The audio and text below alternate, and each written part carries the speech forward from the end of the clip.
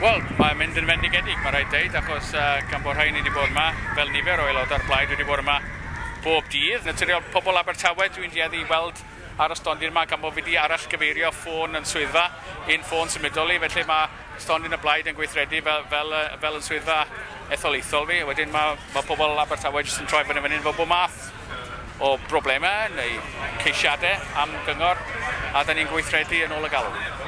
Wedi bod mewn bore yma, mae pobl wedi bod yn sôn yn benodol, pobl Llanelli yn sôn am y swyddfeydd post wrth gwrs, achos mae datganiadau wedi dod mas bore yma ynglyn â pa swyddfeydd post sy'n cael mwy o ystyriaeth wedi rhoi mewn iddyn nhw. Felly dyna beth dwi wedi bod yn clywed bore yma.